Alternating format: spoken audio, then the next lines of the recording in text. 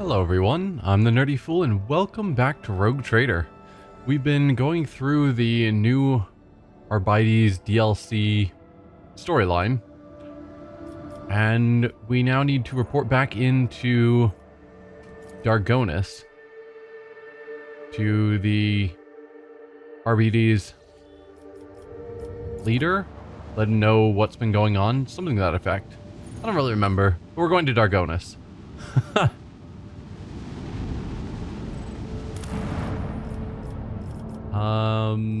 Yes, we were wanting to land in the throne room, it seems. Sure. I think that's fine.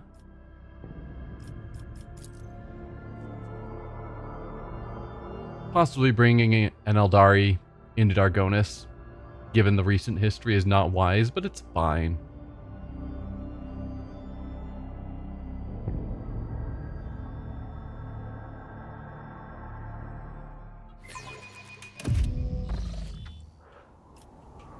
Alright, let's head in. I assume we talk to Clementia again to set up this meeting. Your lordship. Clementia looks away from her data slate. I hope your stay at Dargonus will be beneficial to your physical and mental state. I understand the heir to a protectorate must have his hands full, but one shouldn't forget about rest. I don't have an option with you. Then probably we talk to Solomon to kick off whatever this next quest is. Rogue Trader, the Marshal is ready to meet with you. Do you wish to commence an audience? I prefer to first know exactly what it is that the head of the Adeptus Arbites is in the Expanse wants to see me about. Yes, I'm ready, or I hope it will not be exhausting. I prefer to first know exactly what it is that the head of the Adeptus Arbites in the Expanse wants to see me about. I do not know the details, but I would assume the procedure is the same as it was in Lady Theodora's time, a personal introduction, a reaffirming of allyship between the dynasty and the Adeptus Arbites, and a discussion of tithe-related affairs. Then yes, I am ready to discuss our business. That is an impressive delegation.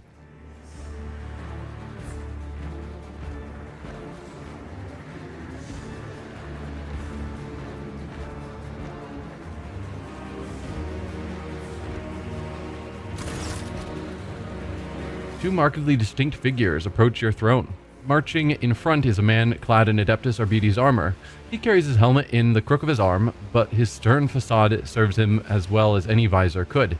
He bows to you sharply. Marshal Strox of the Adeptus Arbites. An old woman walks in the Marshal's shadow, her body fitted with dozens of scribing implants and magnifying instruments. If not for her eyes, quick and inquisitive, behind a giant pair of ocular lenses, you might have mistaken her for an exotic servitor. Her robes are adorned with the sacred symbols of the Adeptus Administratum. Huh. The woman bows. Rogue Trader Ignatius von Valencius, I, Prefect Inscribia Vulture, greet you on behalf of the Adeptus Administratum. I will now begin the due procedure of official address to the ruler of Dargonus as formalized by Amendment 4-N/10 to Law SK-941. May your name be wreathed in glory for centuries to come. May your fortunes ever proliferate. May the God Emperor bestow upon you a duty worthy of his chosen. Her monotonous droning is making you weary. It seems she intends to go on for a good while longer. Get comfortable and listen to the end. We're not going to interrupt her. She's following procedure. The prefect resumes her elaborate formula. You notice a few poorly concealed yawns and frenzied blinks among the crowd. The speech drags on for another 5 minutes, but you pass this test of fortitude honorably. At last, the prefect's address comes to an end. Inscribia, who would give their child a name like that? Avalard, what are these people doing in my domain? We invited them? I didn't recall seeing you at court. What are you doing in my domain? Inscribia, who would give their child a name like that? For 34 generations, my family has served in the Adeptus Administratum. I was given a name befitting one who comes from a long line of scribes. The prefect looks at you without blinking. She is either ignoring your disrespectful tone or has genuinely failed to notice it. I do not recall seeing you at court. What are you doing in my domain? I'm not going to have Abelard sort of insult them. The Marshal leans forward. His voice is low, and when he speaks, it feels as though the marble tiles of the palace had begun to vibrate. The Adeptus Administratum delegation, accompanied by the Adeptus Arbites, has arrived to greet Lady Theodora's successor and to see the extension of our decades-long arrangement. If I may continue for you, the prefect steps forward, dragging her feet slightly. As per the decree of Theodora von Valencius, ORD 037/3N, the representative of the Adeptus Administratum and the Adeptus Arbites are sanctioned to use the Palace of Justice, oversee tithe collection in the Protectorate, and review any and all cases of tithe avoidance, tithe exceedance, or other irregularities. These rights have been formalized in numerous pacts and statutes under the main decree. Considering your new position, you may have yet to acquaint yourself with all of these documents. You are the successor to Lady Theodora, whose alliance with our two sacred organizations forever glorified her as a rogue traitor closely tied to the executors of Holy Terra's will, and we, as representatives of the Adeptus Administratum and the Adeptus Arbites, must verify that you are able to maintain this alliance that has brought such repute to your dynasty. The prefect scrutinizes you as if trying to estimate your proportions and weight. That is why we have arrived in person, as the present circumstances have provided us with a chance to see if your intentions concord with those of the late von Valencius. Hey pseudonym, thanks for the subscription. And what circumstances are those? The prefect's lips contort into a twist. Our work has been disrupted by unforeseen setbacks regarding communication and transportation. As our requisitioned assets were not adequately prepared, we have lost some of our personnel and resources as a result. The arbitrators are too short-handed to perform all the duties expected of them. Since they first arrived in the Expanse, their numbers, limited from the outset, have only continued to dwindle. After analyzing the situation in accordance with Amendment FS/893-24 to Decree ORD-037/3N, we've decided to notify you of a tithe violation committed by one of the worlds in the region. This regrettable lapse must be rectified as quickly as possible. The old woman shivers and rubs her augmented hands together with an unnerving creak. Are you implying that I have an obligation to help you? Obviously. They're the tithe collectors. We have worlds that owe tithes. Yes, we have an obligation. Which world was it that had the misfortune of drawing your attention? Good question. One of my governors has missed tithe payment. I will simply have them hanged and the debt collected. We probably should learn more before we hang people. I'll carry forth the responsibilities taken on by Lady Theodora. I offer you my help. Very good answer. I hope I can expect a proper reward. These are your problems, not mine. I'm turning down your request. No, no, no. Which world was it that had the misfortune of drawing your attention? Thessera, the feudal world far from the main routes that was bereft of the Imperium's light, then rediscovered less than 2 centuries ago. It supplies agricultural resources and manpower. I will carry forth the responsibilities taken on by Lady Theodora. I offer you my help. An arbitrator will be assigned to you for the increased security. Protector Anthar, front and center. Marshal's voice thunders over the arbitrator's ranks, and Solomon Anthar marches over to your throne, his Tiber Mastiff at his heel. I have enough fighters in my retinue already. Why would I want an administratum spy? Thank you for your support. I will go to Thessera as soon as I can, or fine, I'll try not to lose your dog handler. Rude. Thank you for your support. I will go to Thessera as soon as I can. The Emperor protects. The Marshal makes the sign of the Aquila in a motion so sharp that you can practically hear it cutting the air. The prefect adjusts her ocular lenses with a weary sigh, and once again, no specifics given, of course. And my reports, nobody ever stops to think. She quickly catches herself and offers you a bow. Is she complaining even though I'm offering to help them? So yes, we get to keep Solomon Anthar in our retinue, as expected. So let's chat with you again. You wouldn't believe the kinds of poisons Galado has detected in various nobles. That was fast. in your various nobles' possessions. Fortunately, they've made no attempts on your life, so I limited myself to sending them a simple message. They may squabble as much as they like, but the moment it puts the Protectorate at risk, they will feel the hand of justice bearing down on them. Fair. I can't say I'm terribly surprised that they have random poisons on them.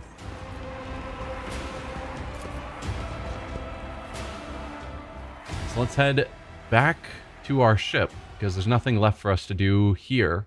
I think we will hold off on doing his quest, at least for a little bit. We've just gotten done with a big chunk of doing his mission. And I think my plan was to go around to some of the new rumors that we've acquired, I think since we got back from the Dark Eldar. At least the map seems a lot more full of them than I remember. So I kind of want to just check them out, see what's new, and which ones I can resolve now while we've got the time. So like, I remember the Eye of the Storm, Eye of the Magnetic Storm, but the rest of these that are all over the place, there were probably a couple of them that we still had outstanding. It just feels like there's a lot more than I recall. So that's my plan for now. Unidentified anomaly, let's head over. While traveling through the Imperium, the crew on duty in loading bay 7 heard what sounded like a hissing of a giant snake. Terrified workers sent out a Vox message, then locked themselves in a shipping container and welded it shut. Response team sent to the bay found no signs of warp activity. Unfortunately, by the time they arrived, the workers had suffocated. Yeah, we've seen that one before. They should probably stop doing that because it continues to get them all killed.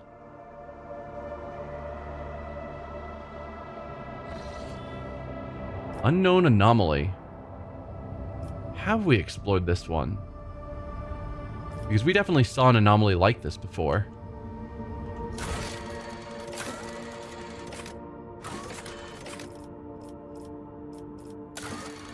Ships in the Koronus Expanse are reporting an unidentified space anomaly in the Namar 4 system. All that is known about this phenomenon is that the space itself becomes warped and unstable around it, and any ship that approaches the anomaly zone disappears without a trace.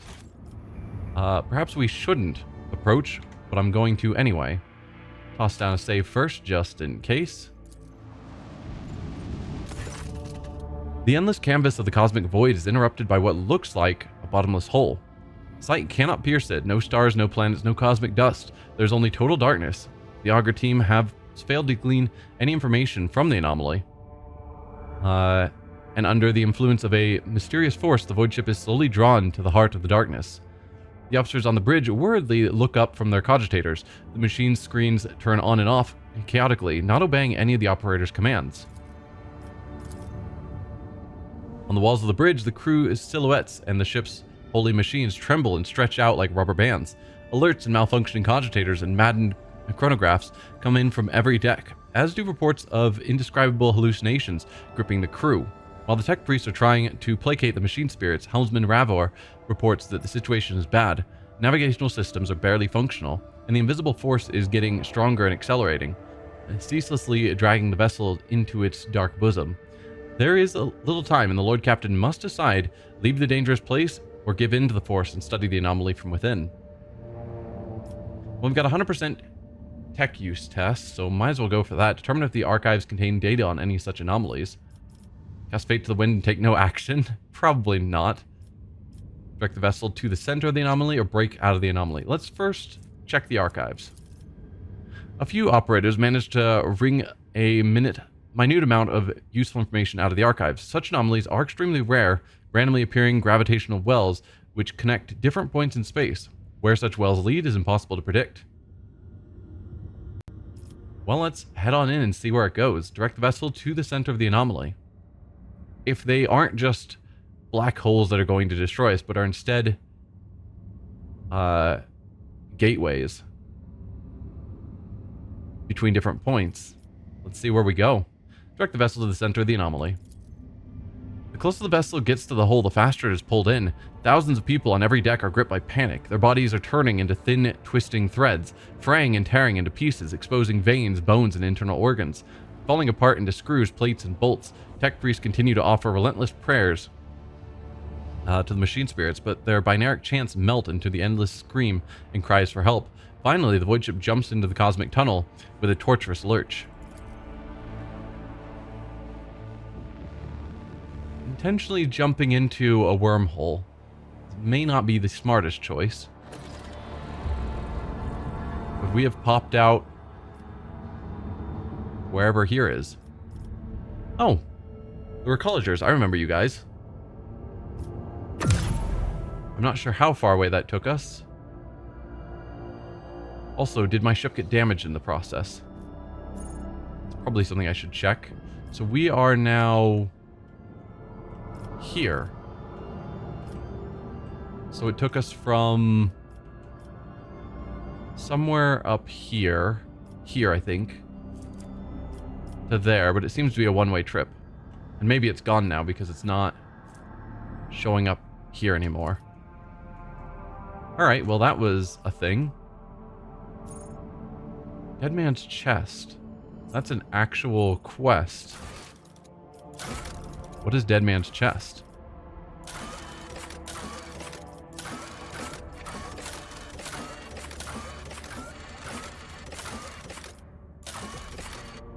Ah, here it is. Rogue Trader has discovered the coordinates of a place within where Captain Sargona stashed away something of value. The cache is located there. So we can swing by there since we're in the area. Oh, there's a button to just focus there. That'd be useful to know about. Let's make sure I did take minor amounts of damage. Okay. 9 scrap. We're repaired. Let's head down here. We'll check out the Dead Man's Chest and then swing through these 3 rumors.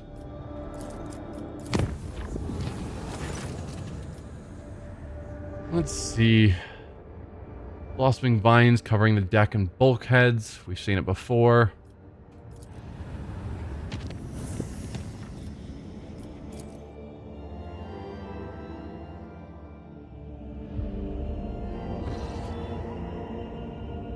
Captain Sargona's cache.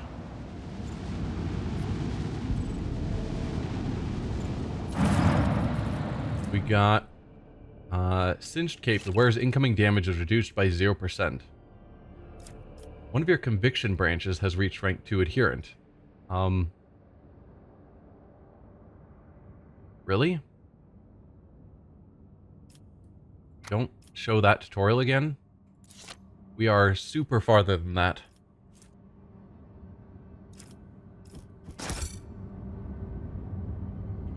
So what is that cape actually doing?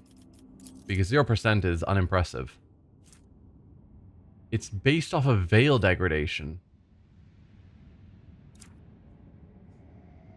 So the higher the veil degradation, the less damage the wearer takes. We usually end up getting the veil degradation really high. So is there someone who's up front, like Pascal? 10% dodge.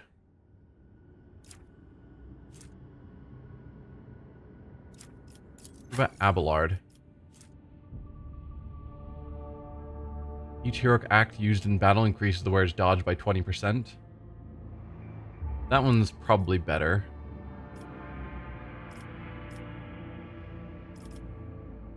I think we'll go with Pascal. That way he just takes less damage. Because if we assume that that's a direct 1-to-1 to veil degradation, and we regularly get the veil degradation up to like 15 or so, because that's when the psychic perils of the warp, whatever they're called, happens. Usually we get there pretty quick. Then assuming that's 15% less damage, that's not nothing.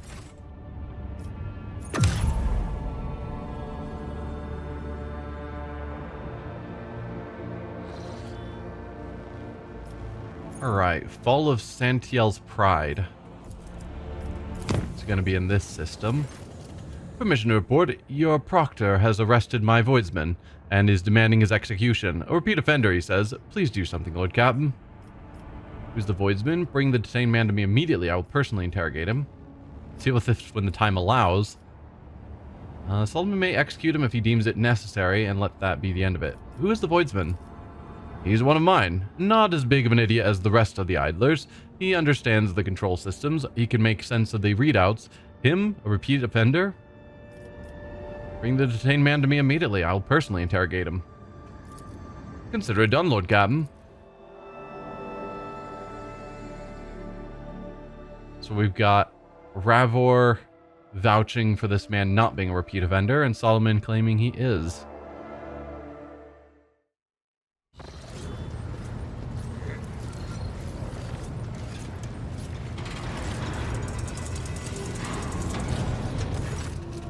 Lord Captain, I beg you to look into this outrage. This cyber horror nearly chewed up my assistants. One of them's been left without two of his fingers. Instead of calming his beast, the arbitrator attacked my crewman. Probably the crewman attempted to pet the dog. Solomon said not to. He lost his fingers, and it's now a big thing where Solomon's blaming him for attacking the dog or something when he was just trying to pet him, or something dumb like that. Solomon waits for the end of the Master Helmsman's words and coolly turns to you. This crewman is a wanted man, rogue trader. He is accused of subverting sacred tithe shipments, smuggling, kidnapping the Imperium subjects, and bribing officials. Were we not on your flagship, I would have executed the heretic on the spot, but here you are the authority, and you are the court. Okay. He's wanted for subverting taxes and various other criminal actions. I get where Solomon's coming from. Why'd you attack my subject, Solomon? The bastard tried to run when he saw me. His fellow crew members hesitated and didn't make way for me. There was no time to find out if they were abetting the perpetrator or just panicking, so I had to use Glado for suppression purposes. Why are you so certain that this is the man you're seeking? Because I was personally involved in tracking down and purging the Shadows of the Abyss crime syndicate to which the perpetrator belongs. The case was in Calixis, on a world of Helvetica Prime, but for the arbitrators, time and distance do not mitigate guilt. The man before you is the former captain of a smuggling ship owned by the syndicate. Check the heretic's left arm. Every syndicate member has a distinctive implant by which they recognize each other. It was that implant signature that Glado picked up on during his patrols. How did a criminal from Calixis find his way onto my ship? He was among the servants sent to you by Governor Medina. Okay. Ravor, did you know about this? If I went sticking my beak into the past of every one of the hundreds of people in the crew, I wouldn't have time to steer your ship. All I know is that when everything went to grok shit on Rykad Minoris, this one oversaw the work at the docks, so the fools didn't trample each other to death in their panic. And later he ran into a friend at the port on football, and they found us some parts within a day. He's even got arms growing out of the right places. He might make it to junior helmsman if he keeps it up. Accused, do you have anything to say? The long-haired voidsman flinches when you address him. Your lordship, the governor of Helvetica Prime was a scumbag who abhorred the light of the God Emperor. The things he did to the people under him. We only survived by stealing from him, or else we'd have ended up in a corpse pit, like 1 in 4 did after a distribution station accident. But once I got out of there, that was it. I was out of that business for good, and when I found myself in your service, I realized that it was a gift of fate, and I'd be a fool if I didn't repay such good fortunes with my wholehearted toil. Made my decision, or cease any investigations behind my back. If I hear such things again, arbitrator, you will be put off the ship, and not by a shuttle, but through an airlock. Definitely not that one. I've made my decision. I wait your orders, rogue trader. The Master Helmsman shoots a look of naked dislike at Solomon.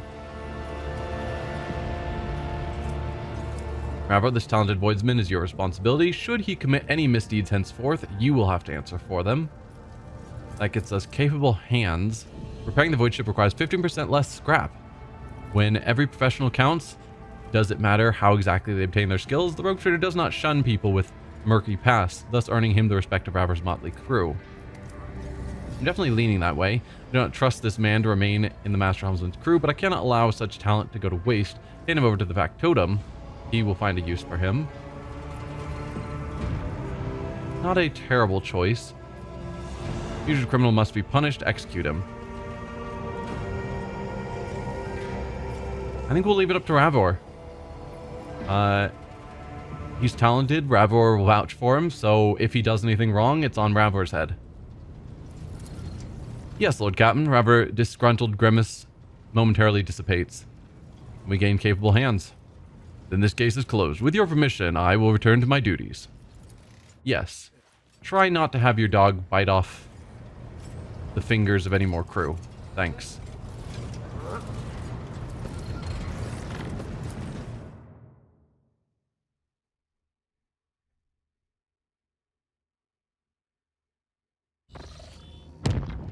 Whoa.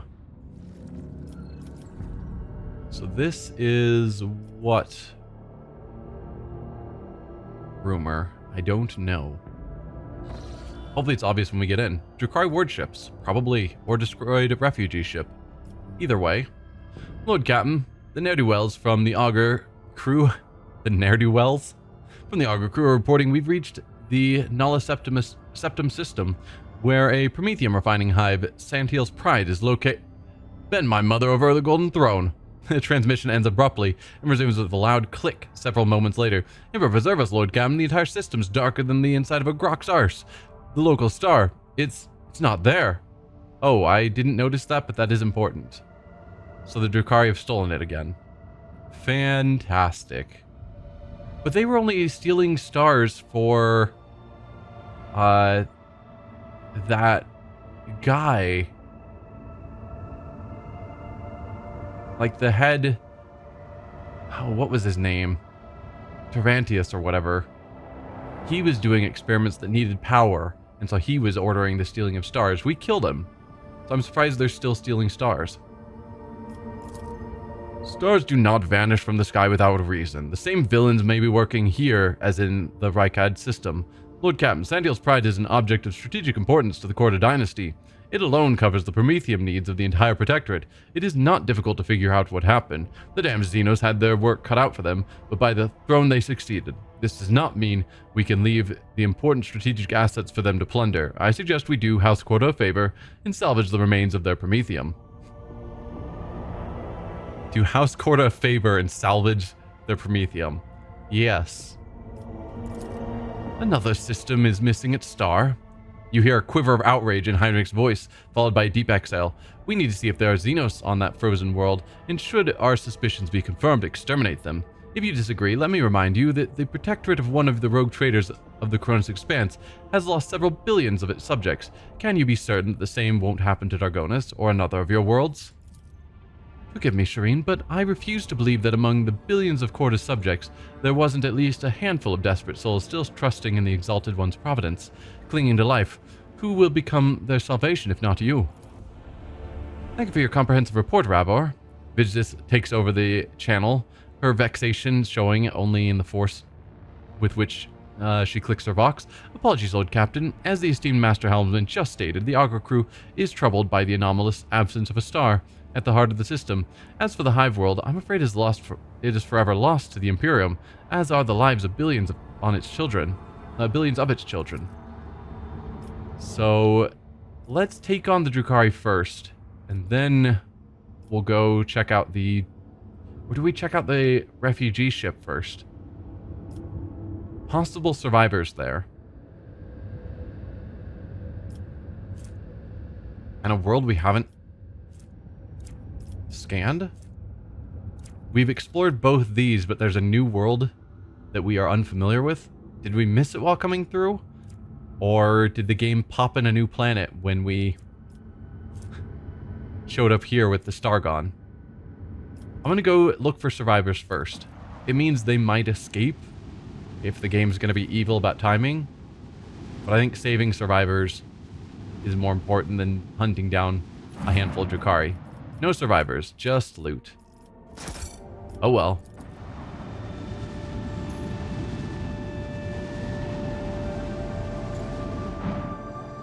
It's been a while since we've had a space battle. And we should have a second ship helping us. The one that we commandeered with the new DLC.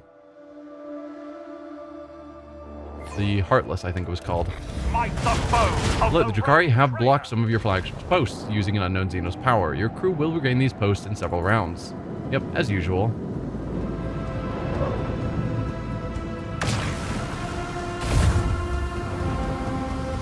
So that's the Heartless. That's on my side, which is confusing because it has their shields.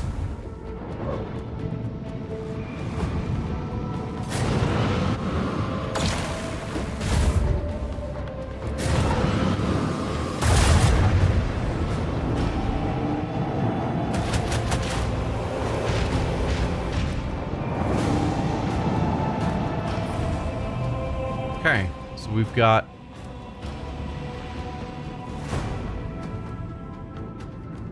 three Talon Cyrix frigates. They've each launched torpedoes. Looks like my fighter bay is working again. Fantastic.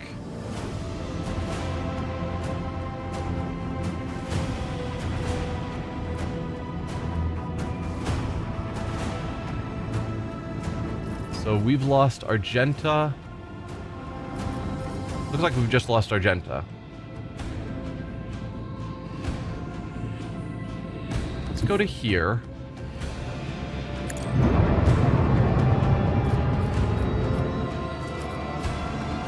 Can't shoot you.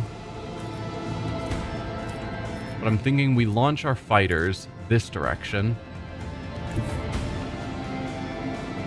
And then we will turn this way to start fighting the two of them.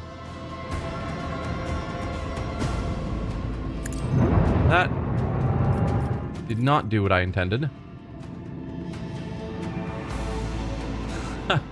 Okay. Never mind then.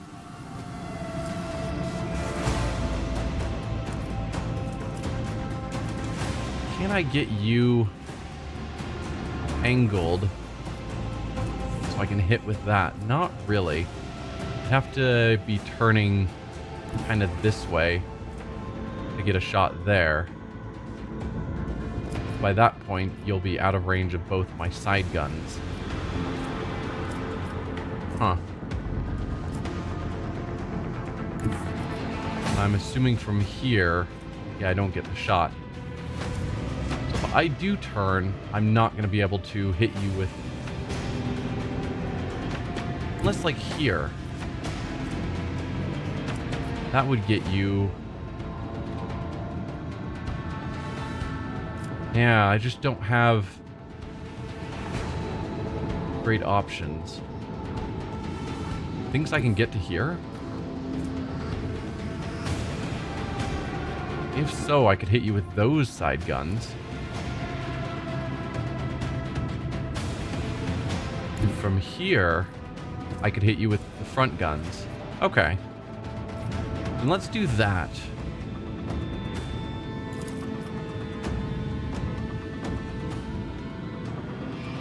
Yeah. Bleed them.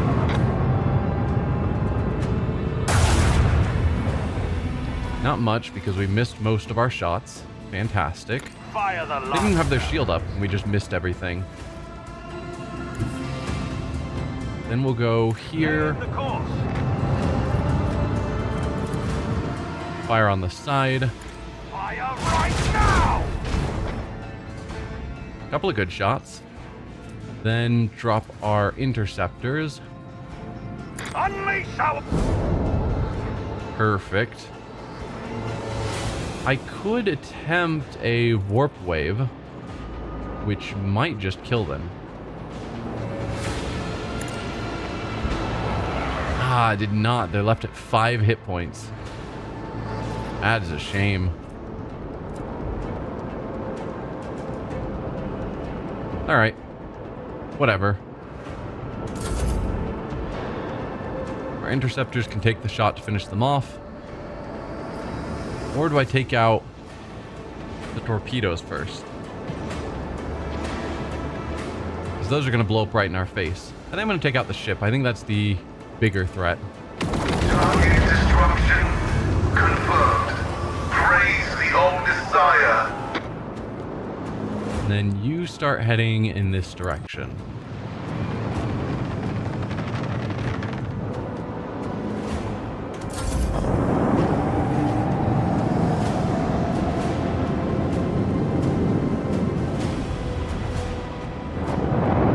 They just skip their turns?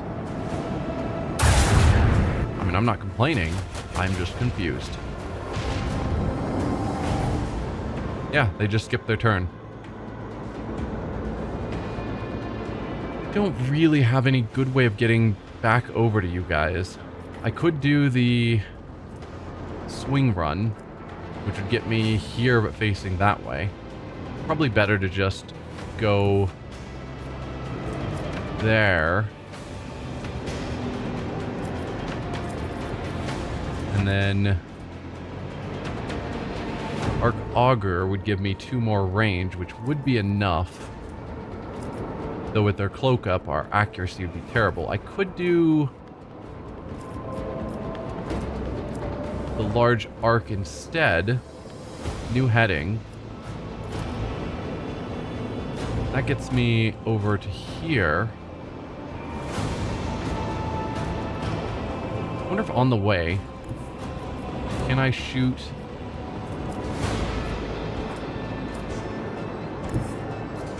Yes, I can shoot those torpedoes. Let's do that.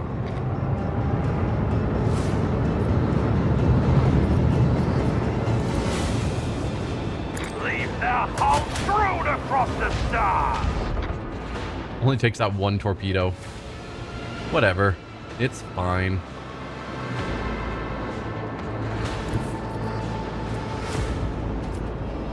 Oh, that is not enough to actually hit.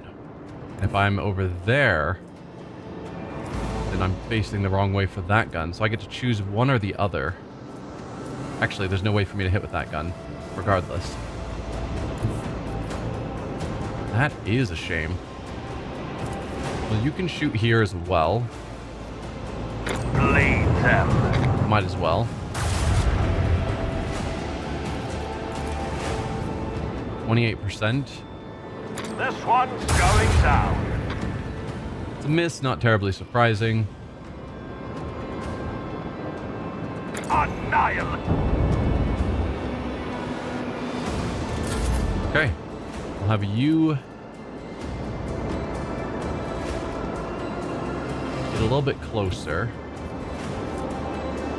I was hoping not have you be angled that way, because it's not exactly ideal. Start taking out these torpedoes.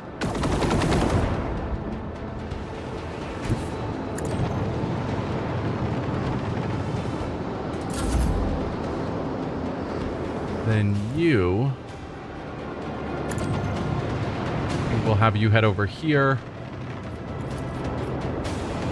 and take some shots on the ship at 100%. Sure. You could take out the torpedoes, but I think the torpedoes sitting there is what caused the ships to freeze up last time. And I don't think it'll happen again, but I'm hoping so. Because them wasting their turn is fine by me.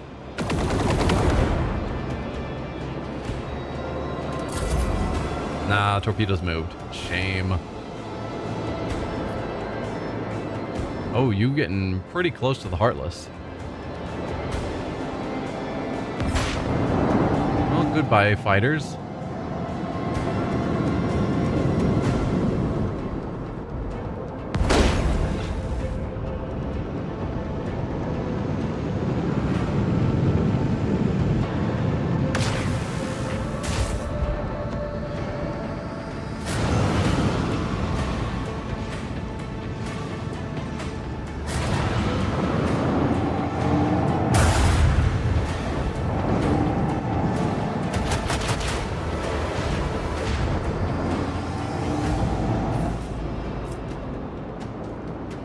Alright, how best to attack you?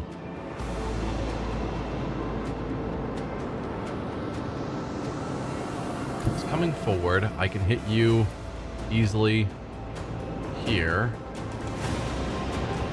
Fire the lance batteries. Both of these guns. Bleed them. And if I go something like this, that'll let me attack again on the side. Onward. Not great chances, but good enough. Yeah. And pop out some more fighters. Just for the fun of it, another warp wave.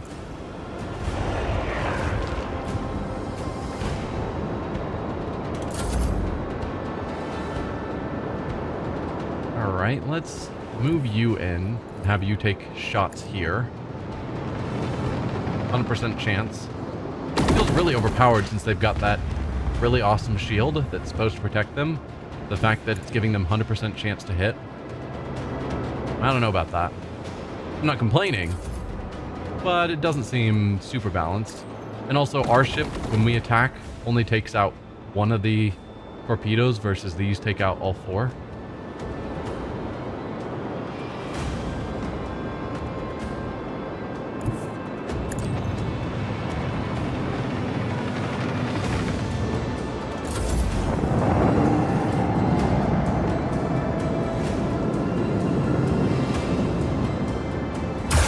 A lot of damage to the Heartless, which isn't ideal.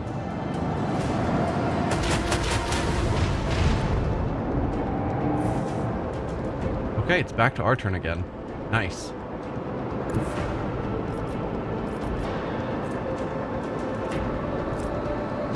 I'm probably only going to be able to hit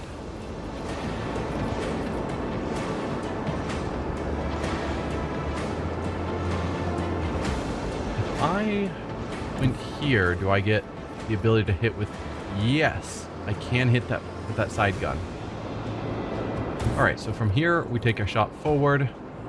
Fire the lance batteries! Just seeing where I can possibly get extra uses of each of my weapons. Bleed them! Then move forward to there, and we'll attack with our last weapon.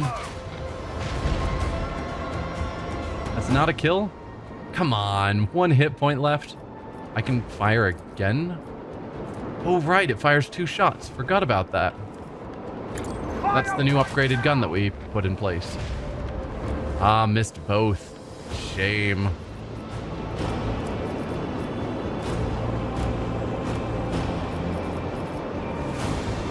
Strafe isn't going to help us. Jumping forward won't help us. Nah, it's fine. These should do more than enough, though.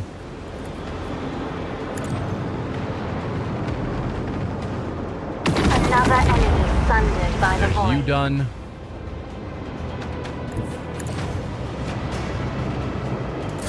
And you gone. That's victory for us. Effectiveness of the crew has New rank up on our ship. Perfect. adequate.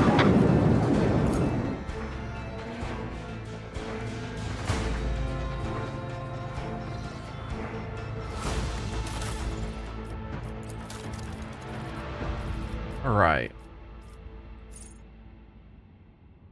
+1 extra wing of each attack craft type. Decent choice. Attack craft launched has +1 hull integrity. Probably not. Ram does twice the additional damage. Carrying the void ship costs less scrap. Could be nice. We don't take that much damage, but it's something.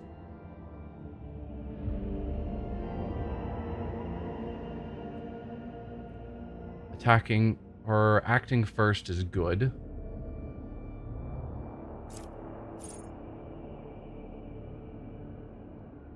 %20 chance to reduce cooldowns on using abilities could be good.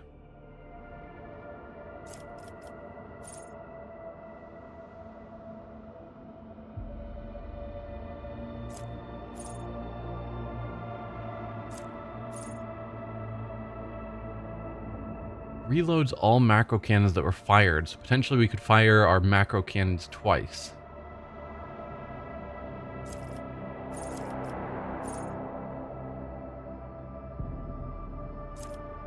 Don't really care about reinforcing shields. We rarely take heavy shield damage. So do I want to be able to put out one more? I think I want to be able to put out one more craft. Let's be honest, that sounds really good. And then after that, I'm thinking we work towards the ability to use our abilities more often. can I upgrade any abilities? No, we didn't use strafe with him in charge. We can upgrade vulnerability scan. Okay. Takes 100 scrap, but we have that. So how does it change it? 35% damage. Only one weak point can be highlighted at a time. Weak point is never located on the opposite side of the ship. Okay, so it's slightly more damage, and it guarantees the weak point won't be on the far side, making it easier for us to get in range on it. Sure. That's our ship upgraded. Now we do have a world we have not explored somehow.